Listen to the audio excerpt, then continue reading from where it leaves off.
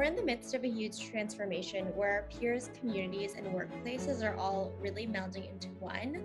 Welcome to Reimagining Company Culture. My name is Christina Giordano, she, her, and hers, and I am the Senior Partnerships Manager here at AllVoices.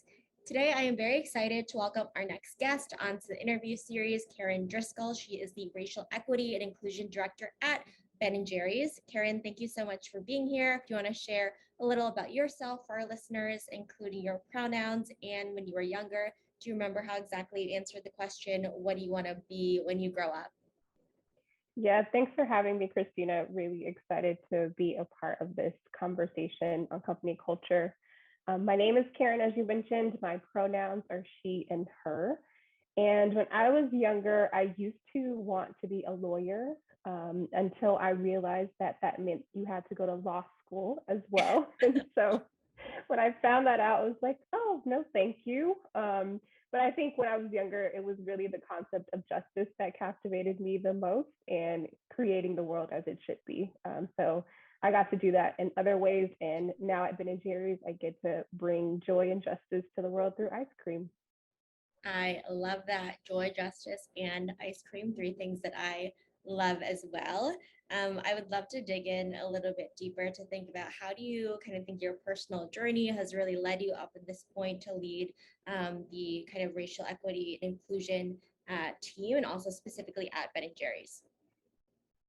Yeah. So for me, when I was in college, I actually made the decision that I wanted my career to really align with my personal values. And that was after a study abroad trip to East Africa. And it really was transformational for me. And so when I started to look for career opportunities, I wanted to be doing work that felt meaningful for me personally. And I started out in the nonprofit space and then moved to philanthropy and have now been in the for-profit space for the last 6 years, and have always worked with either organizations or companies that have had a social justice value related to the work. And so when I learned of the racial equity and inclusion role at Ben & Jerry's, I was definitely intrigued. Ben & Jerry's has always been a company that I've loved as a fan, not only for our ice cream, but also for the social mission work. And for me, it was, wanting to be a part of a company that could very well just sell ice cream and be very good at that. But I think our three-part mission requires more of us. Our product mission does require that we make a good product. Our economic mission requires us to grow our business. But our social mission also requires us to make the world a better place. And so that was something that I knew I wanted to be a part of, just in terms of, again, doing something that felt meaningful for me personally. Absolutely. I love that the triple mission there as well. And I've seen Ben & Jerry's in kind of the news and the company statements around kind of the social justice aspect as well, and something that is really important to the team in terms of being a leader at Ben & Jerry's and talking about racial equity, inclusion, making sure folks feel like they belong as well. How do you think about really measuring company culture in terms of quantitative ways or qualitative ways too? I think culture is one of those things that can be hard to think about how to measure it. It's kind of that thing that's invisible, like the air we breathe. We just know that it's around us, but sometimes we can't always see it. And so I think that measurements related to culture give us the opportunity to measure the parts of our culture that we really care about. And so when it comes to quantitative measures, I think that we can think about that in terms of the who and the what. So when we're thinking about the who, we can think about demographic information, the composition of our businesses, and the identities that kind of make up all the parts of our business, whether that be visible parts of our identity, like our race and our ethnicity and our gender, or invisible parts of our identity, like sexual orientation, disability, veteran status. So that's one category in terms of the who. We can also think about the what in terms of, what are we doing to compensate folks fairly? What are we doing to reward folks, and making sure that those rewards are equitable across the board? And then when it comes to a qualitative measure, I like to think of that as the how, in terms of how are folks actually experiencing our work cultures, and do they feel safe? Do they have that sense of belonging? is there a sense of trust with leadership and with management? And so I think those are both kind of quantitative and qualitative ways that we can think about how to measure culture. Yeah, I think it's definitely a holistic approach and definitely cyclical as well in terms of an employee's experience at the organization. Day one is going to be very different from day 20 to day 90 and 5 years down the line as well. And when we're talking about the examples that you shared in terms of compensation and asking how people are feeling, whether you're a manager or a leader, it requires everybody to have that ownership mentality around inclusion. It's not responsible or realistic to think Karen is responsible for making sure Ben and Jerry's is an inclusive space. You need everyone's kind of buy-in there as well. What are the ways in which you partner with other teams and leaders across the company to make internal systems more equitable? If you could provide any examples there. Yeah, absolutely. And I completely agree with you. I think, in order to transform Ben and Jerry's into the place that we want it to be, it does not only take me along, it is a team effort for sure. And I've been in my role for about 6 months now. And when I first came on board, one of the things that I was really heartened by was the fact that this has been a journey that has been a cross-functional journey since the beginning. We started kind of our racial equity journey back in 2015 and 2016, after seeing a lot of the killings by law enforcement of Black folks and really wanting to use our company voice to do more, and made that commitment, joined onto the Black Lives Matter movement, but also started to look internally. And with the help of consultants, there was a team of about 60 employees that really volunteered to want to help in our journey and advance our racial equity value. And that team started to look at some of the root causes for us as a company to say, why as a company are we majority white? And some of those root causes just included not being intentional about how we're including Black, Indigenous, and people of color in our business, not having the cultural competency. And so that root cause analysis was really important in helping us to get to our 3 priority areas where we focus our work today. And those priority areas are representative of, I think, all parts of our business. So the first one being looking at our talent and making sure that our talent is as diverse as kind of the US population. Our second area is increasing the number of Black-owned scoop shops in our franchise system. And then our third area is increasing the number of Black suppliers and the spend that we do with procurement suppliers. And so those 3 areas, I think, taken together are, like I said, represent our entire business. And so it's going to take a cross-functional team for us to achieve that goal. Yeah, it's definitely a holistic approach there and impacting different stakeholders within the organization and people that everybody works with too. I think that is also really impactful. Getting kind of more specific into everybody's responsibility is really inclusion there as well. And I think the amount of people who raise their hands to be part of the initiative is also really telling of the company culture. I want to kind of talk about leaders and how do you empower everyone at the organization to really be equity driven leaders and think about, how can I make my process more inclusive? What could I be doing to include more voices and representation there? Absolutely. I think the simple answer in terms of how to make folks equity driven leaders is to simply require it. I think it starts with that commitment from the top and from leadership to say that this is a business imperative, which is something that we have definitely done. And then I think after making that commitment, it is starting to model what that behavior actually looks like, and helping folks to prioritize it in their day-to-day work plans. And then thirdly, actually creating accountability around it, to make sure that it is required, making sure that it becomes a competency that everyone is expected to fulfill. And we at Ben & Jerry's have launched an employee engagement program called Empowerment, which is really built to build our collective learning around racial equity.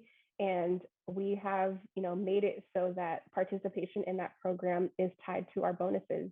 And that means that there's a level of accountability for all of us to really engage in this learning together so that we can meet the goals of our racial equity work. I love that. the simple answer. You just require it, you tie it to performance and compensation, and you provide the why and context. And it is a long term, sustainable approach to equity driven leadership as well. I know you mentioned earlier that Ben and Jerry's has really taken a stand and leaned into racial justice before. A lot of organizations have really felt comfortable talking about race in the workplace, supported Black Lives Matter early on as well. And I read kind of Ben and Jerry's statement around committing to not being silent, which is really, really great. And I definitely want to pass the mic to you to ask what are some of the kind of other ways that the organization has really consistently shown up and specifically dismantled systemic marginalization. Well, I will say that this is an ever evolving journey, that we by no means have arrived at the perfect place that we want to be. And so it's something that we will continue to stay committed to. And we understand that, at Ben and Jerry's, we are experts in making ice cream, but when it comes to issues related to social justice, that we really take the lead from our partners who do this on a day-to-day basis. Yeah. And as I mentioned before, that's how we got, started in our own journey. And so we look to our partners to really provide us with guidance, with their expertise, with their knowledge. And then as we are learning, we, bring our fans along on the journey with us to share that knowledge, to share the ways in which they can get involved as well. If there are any calls to action that will really help to start to make those systemic changes that we want to see. And I think that thirdly, we use our voice as a business, whether that is, like you said, making statements that say Black Lives Matter or that say we must dismantle white supremacy, or by making great ice cream with a message, like Colin Kaepernick's flavor changed the world, or our latest flavor Changes Brewing, that really celebrates the safety and liberation of Black folks. So we bring together what we are experts in, along with the issues that are important, and try to make it so that folks can follow us along. Yeah, I think making sure that people have kind of an open source of what best practices are and what's really working too, and to your earlier point as well of just having an external impact on the community with the product. It's not just in a silo. That's also kind of really great examples too in terms of calls to action and just all of the changes to work over the past couple of years, especially the last 2 years. Do you have any kind of key pillars of a workplace that really cultivates that psychological safety and ensures people can do their best work? What are non-negotiables for that psychological safety? When I think about psychological safety, I really think about it, if it exists within a company and an organization, it is feeling like you have the ability to fully show up at work and to really speak up without fearing that there will be negative consequences or retribution. And so I think in order to cultivate psychological safety, it really means that we have to be transparent and build that trust with folks. And I think that transparency sometimes means also admitting when we fall short or when we make mistakes. I think that expecting perfection on a journey, especially related to racial equity, is not realistic. And perfection is also a characteristic of white supremacy culture that we're seeking to dismantle. And so I think that when there are times when we need to say, that didn't land us quite like we wanted it to, or our impact was not what we intended, I think that transparency really does help to build the sense of trust that lends to psychological safety for folks. Yeah, acknowledging where you are. And also when mistakes are made, even with the best intentions, it's an important conversation to have, and really, again, having that ownership mentality too there, and having a growth mindset that everybody does not know everything, and people can learn and adapt as well. And I agree that perfection is not the goal, and it's not realistic in terms of with the best intentions. There are always going to be kind of miscommunications or just misaligned goals and understandings. From your perspective, how can organizations kind of proactively identify quote unquote hidden dangers like toxic managers or those misunderstandings, and proactively kind of keep a pulse on what's happening and find them by empowering employees to really speak up with that psychological safety? I think that it's important to create kind of multiple channels to receive that kind of feedback, whether that is folks knowing that they can come to their direct manager coming directly to their HR team, or also providing anonymous channels in case those are not options that folks feel completely comfortable with, so that that piece of critical feedback can still be shared, and that we can still understand how folks are experiencing the business. I know that at Ben and Jerry's every month we have a global town hall with folks that support our business, and in addition to kind of providing the monthly business updates, we also have space for Q&A, where folks can ask questions either anonymously or share questions directly. And it's really an opportunity to hear what's happening, to be a temperature check, for folks to share what's happening with them, and to receive those answers in real time as well. So I think those multiple channels for communication are super important. Yeah, absolutely. And I think that goes to our conversation earlier too, that every employee is in a different part of their kind of career with the organization, in life in general. And some people are going to want to ask in all hands. Some people feel comfortable with their managers. Some people feel comfortable providing that feedback anonymously. And all of that kind of matters as well in terms of people's experience and how they show up to work. I feel like in these conversations, the question of how are we doing, ROI, and all of these, how do we know we're doing a good job comes up. And I know that we are not box checkers in terms of, okay, we have these 4 things, so that psychologically safe, we have a psychologically safe environment, or, we've accomplished our racial equity goals. What is your philosophy around measuring the progress of these strategies in the private sector with that kind of caveat?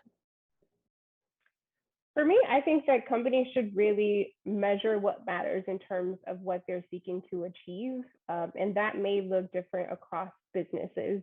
As I mentioned, for us, we have 3 really clear goals as it relates to our racial equity work that focus on our talent, on our scoop shops, and on our suppliers. And so we're really looking at metrics that will help us to understand how we're achieving those goals. Whether that be, again, according to demographics in terms of who is represented, but also investments, right? How are we spending our dollars as a business to make sure that we are going to be able to achieve the goals that we are setting out to achieve together? And so it's really dependent on what your goals are as a business, and recognizing that metrics are also a moment in time. And so it's important to continually measure those things year after year to see if in fact the strategies that we're employing are doing what we hope they would do, or if it's necessary for us to pivot in other ways because we're not seeing the kind of progress that we'd like to see. Yeah, definitely have to be dynamic. What's working? What can we lean into? What could we build upon? And what really needs to be updated or redesigned as well. I think that a lot of folks are also curious, especially at other organizations that are predominantly white or predominantly kind of one kind of group as well. What does active allyship look like, or accomplishship look like too, in specifically supporting Black, Indigenous, people of color at an organization? And what is it clearly not? What are your thoughts there? I think it's a really important question, and I think that it's one that's come to the forefront kind of in the American landscape over the last couple of years, particularly thinking about 2020 and the murder of George Floyd and kind of the racial unrest that sparked. And for me, when I think about allyship and accomplishship, I think that it really means first speaking up and making space. It is, speaking up in the times where Black, Indigenous, and people of color may not be in the room, but these issues are still very important, or making space in terms of amplifying those experiences. I know just on a personal front, and thinking back to 2020, it was prior to my time in joining Ben and Jerry's, but I was in consulting, and I've seen how a lot of companies just struggled in terms of what to do when it came to showing up for people of color after the murder of George Floyd. And as a Black woman in particular, there were moments where I really didn't have much to say because I was processing kind of my own grief, given everything that had occurred. And seeing, Ben and Jerry's say pretty clearly that this is an instance, a very clear instance in which we can't be silent, and that we must dismantle white supremacy and not mincing words at all, was something that I know that I needed, and I'm sure that a lot of folks needed to hear in that moment. And so for me, that's exactly what allyship is. It is about speaking up in those moments that matter. Absolutely. Inaction is action in itself, and being really specific by what you mean in kind of supporting and making really intentional space. And of course, not relying on people and their emotional labor to kind of make you feel better. And also, definitely, again, not wanting to check a box to say we support you too. Really, people can tell when you're being authentic and not. In terms of, we are in March 2022, and it is Women's History Month. This week was International Women's Day, and the 2022 campaign theme is breaking the bias. We should be thinking and acknowledging our bias 365 days a year. What is your advice to really individuals and other organizations to create a world with more gender equity? Yeah, I love the theme of breaking the bias. I think that, bias is something that we all possess. It is the way that our brains are hardwired. And so it's important to pay attention to it. I think that the advice that I would give to folks is not only thinking about the ways in which we may be biased against something, but to also recognize that bias is also an affinity for something or a preference for something. So it's as much about how it can be harmful in terms, but also about how you may be helping, certain individuals over others.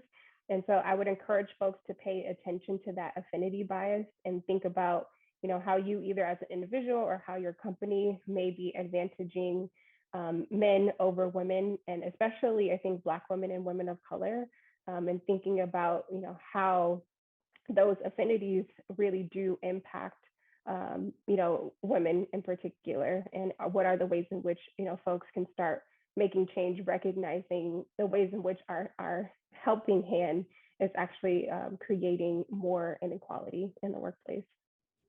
Absolutely. I think that's important in terms of an awareness piece too. It could be, something that we are gravitating towards because of a similar background, and also kind of preconceived notions that need to be unlearned as well.